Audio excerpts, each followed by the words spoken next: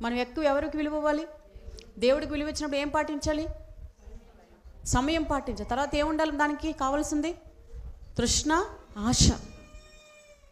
ఆమేన్. దేని బట్టి మనం అతిశయించకుండా ఉండడానికి ప్రతి మనిషికి ఒక ముళ్ళు పెడతాడు. అది గుర్తుపెట్టుకోండి. ఒక్కొక్కరికి ఒక రకమైన ముళ్ళు పెడతాడు. అది ముళ్ళు పెట్టాడు అంటే పప్పోసుడని పౌలుకి పెట్టాడు ముళ్ళు. మనమే పెట్టాలి, మనకి పెడతాడు. ఆయనకి పెట్టినప్పుడు మనకి పెట్టడా? ఆయన పరిచర్యలో వాడబలంటే ఒక ముళ్ళు ఉండాలి. నీకు ఏదైతే ఇష్టమో దానికి తగ్గట్టు ముళ్ళే పెడతాడు. ఆ ముళ్ళకి మనం ఏం చేయాలి? నా కృప నీకు చాలా అంటాడు, నడవమంటాడు అంతే. అంతేగాని ముళ్ళు పెట్టాడు ఏంటని చెప్పి మనం వెనక్కి స్టెప్ లేయకూడదు ఏ విషయంలో. ఆమేన్ చెప్పండి, హల్లెలూయా చెప్పండి. అప్పుడు దేవుడు మనల్ని ఏం చేస్తాడు? అంచెలంచెలుగా దీవించి ఆయన కందృష్టి మన మీద ఉంచుతాడు. దానియేలు సింహాల బోన్లోకి వెళ్ళినప్పుడు అగ్నిగుండం సింహాలు ఏమీ చేయలేకపోయాయి. అంటే దానియేలులో ఉన్న